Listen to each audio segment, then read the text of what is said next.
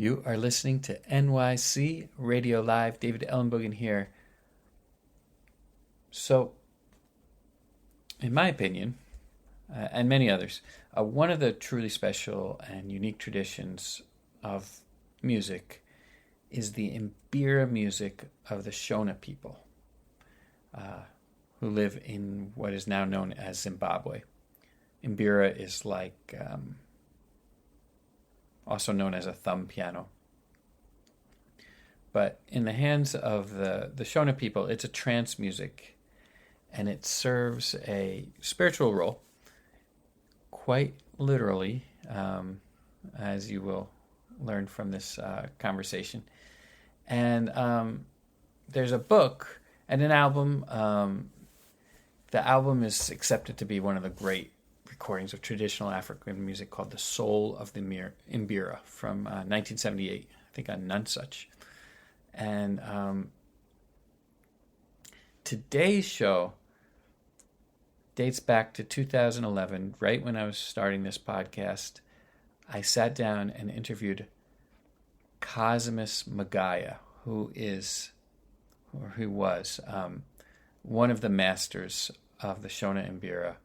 And he's featured on that classic 1978 album, and he also played a big role in the research of the accompanying book, and he even co-authored a book with musicologist Paul Berliner called Mbira's Restless Dance.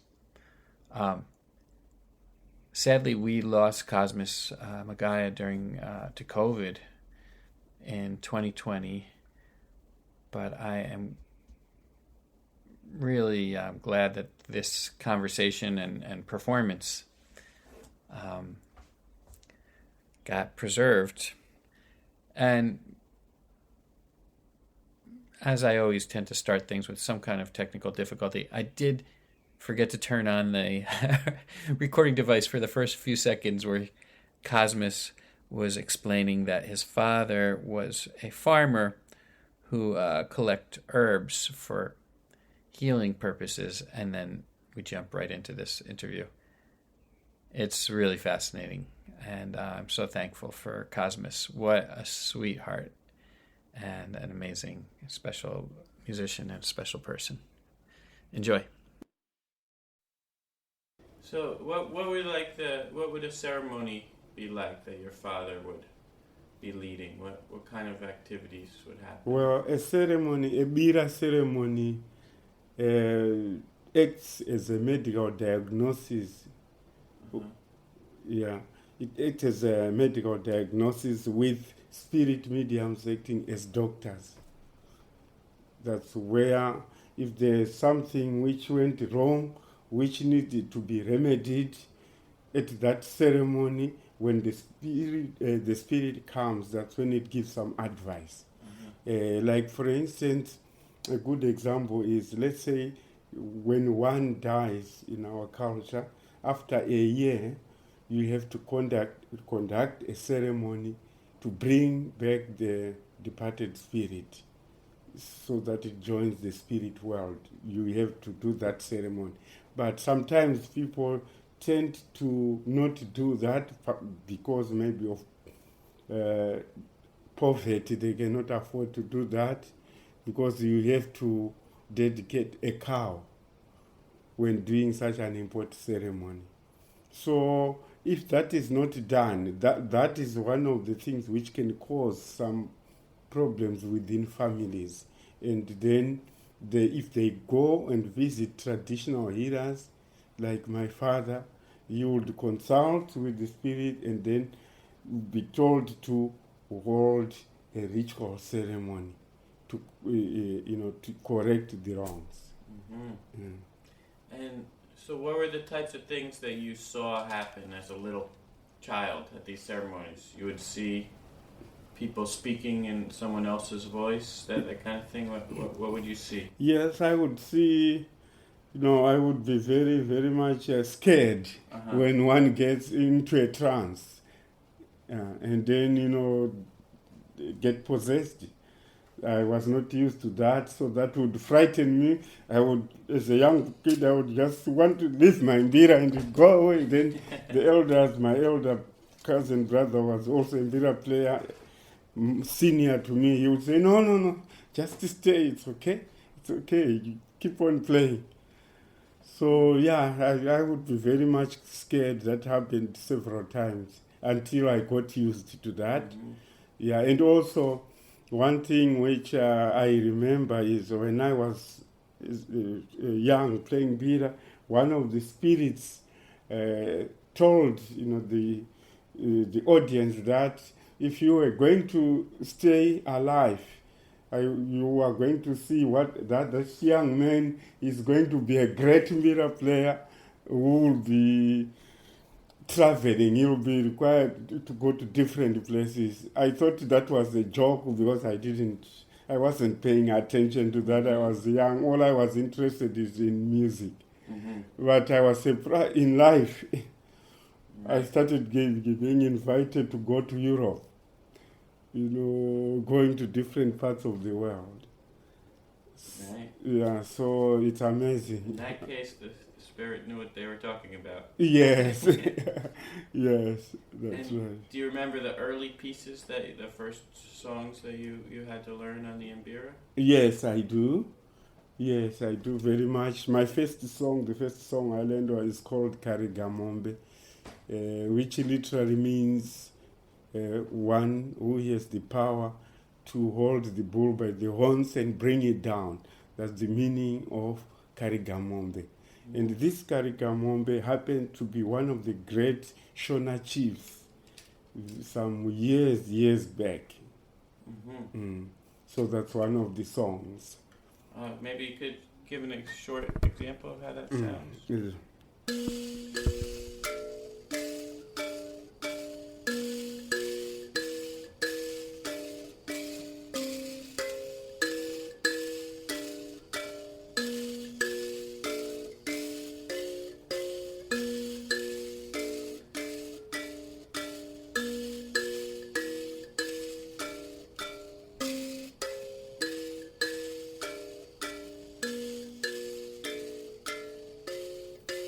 So this was the first song I learned.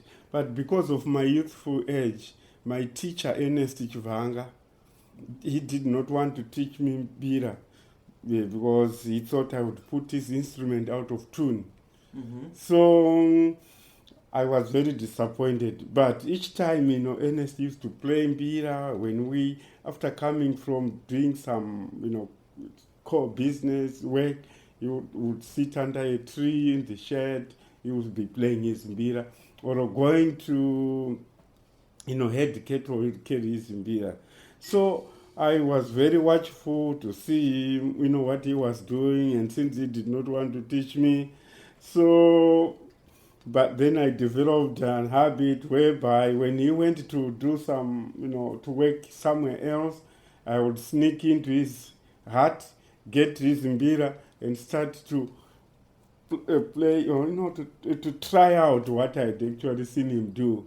Mm-hmm. I did that several times until one day, unfortunately, he came back whilst I was doing that and waited in the veranda of this round thatched hut, heard the music going on. Then he suddenly showed up I was stunned, almost threw down the instrument, and then he said, "Who taught you this?" I just kept quiet, and they said, "Okay, from today I'm going to continue teaching you how to play mbira."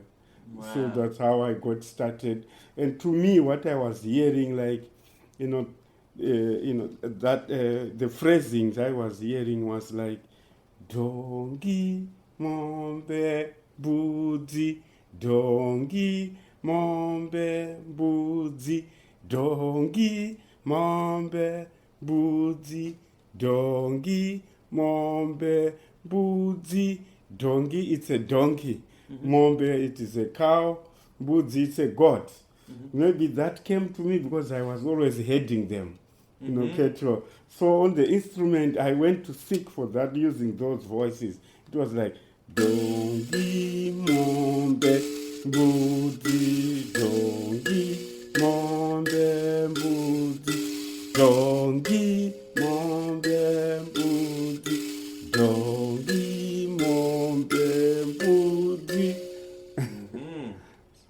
So that's how I got started. That's great. And you've taken it, I mean, you played a very simple thing, but now you do all kinds of variations and... Yes, now can do all kinds of variations, like, that simple one, like,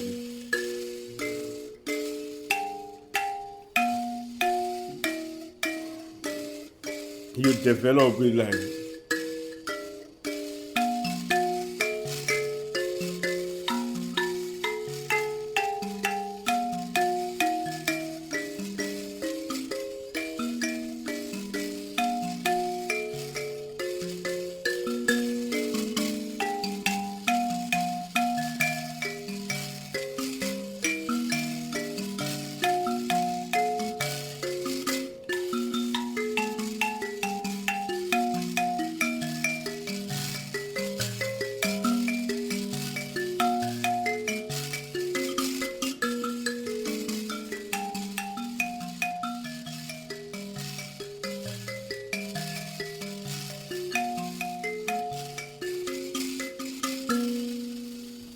so you can see I developed it. Right. I started doing lots of different things. That's why Mbira and Jersey are two different things, but they have one thing which is in common, which is improvisation. And your style, it changes over the years, right? I mean, every time you pick it up, it's new and it's fresh? Usually, I play traditional songs on this Mbira instrument, because the music I play, he has got to bring the attention of the ancestral spirits. That's why the Mbira, this big Mbira, is a sacred instrument of the Shona people of Zimbabwe. Another name for Mbira is Nare. Nare refers to telephone. So if you play them well, they connect with, the bringing of the attention of the ancestral spirits. So it's very important.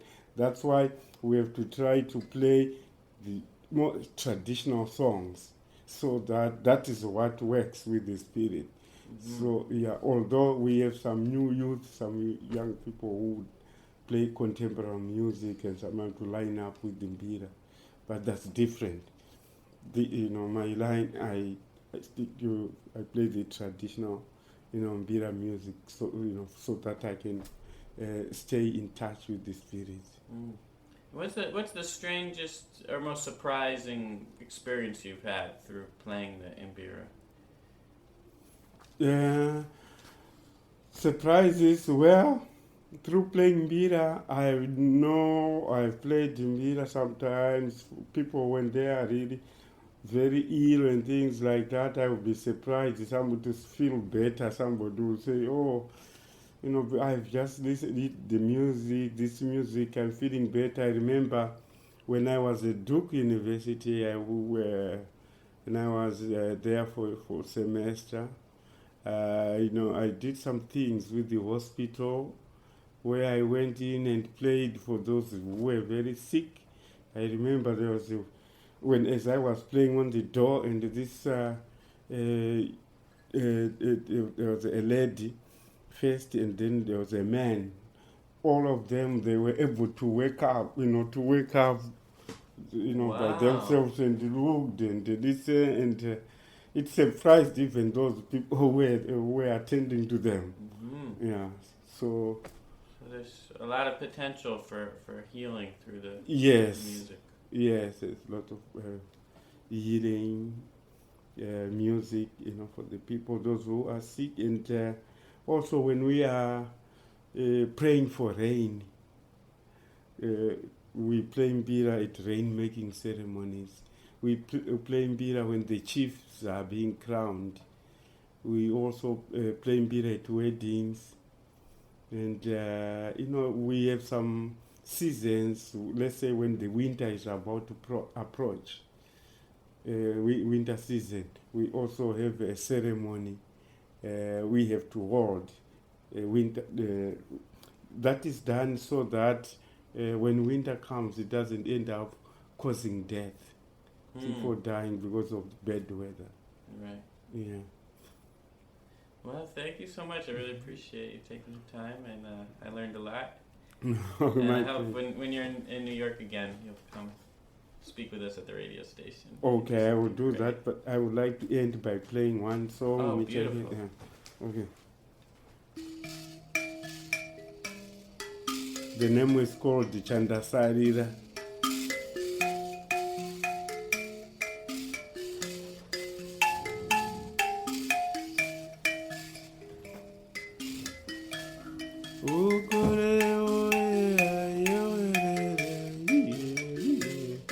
Nai watamchanya o baba iye ugore iye zvaita semai vana vangu baba iye ugore iye mbudzi nemakudo chete wani baba iye ugore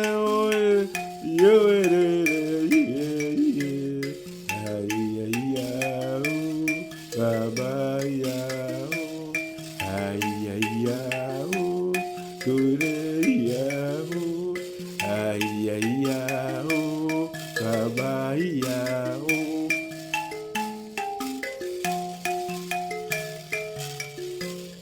zvaita sei vana vepasiwaro baba iyi ugore oye ayewerere iye ugore oye undi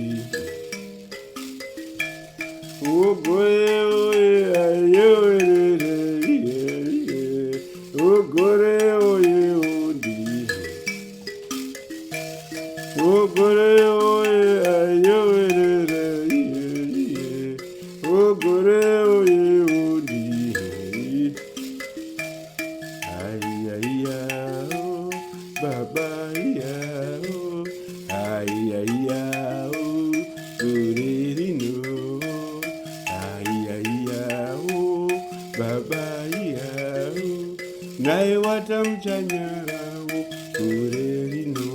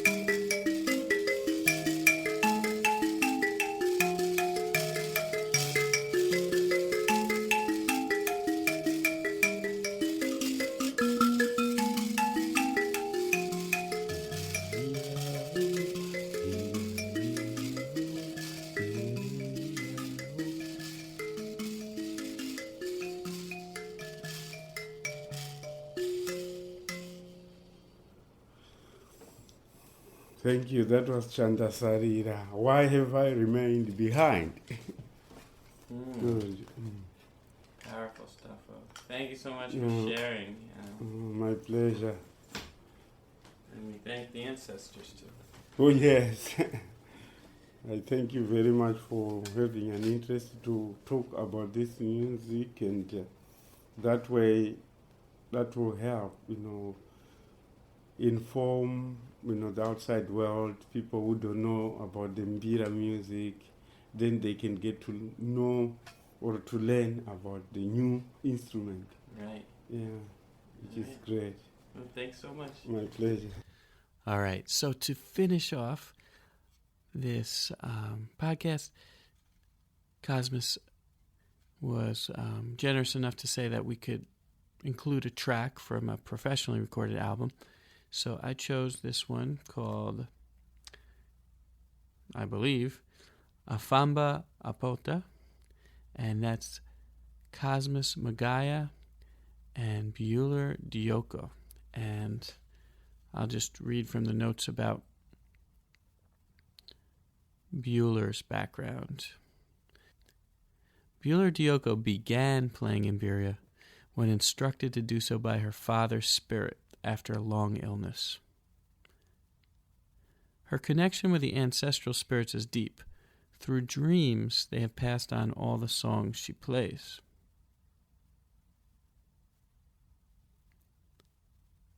Because of Ambuya Bueller's powerful playing and singing, she's a well-respected musician, even though she's one of the few women Mbira players in Zimbabwe. Currently, she leads the group Mohui Yekwa Ambuya Bueller Dioko and the Black Souls. All right, so we're going to hear the song Muka Tiende. Thanks so much for listening, and enjoy. Catch you next time.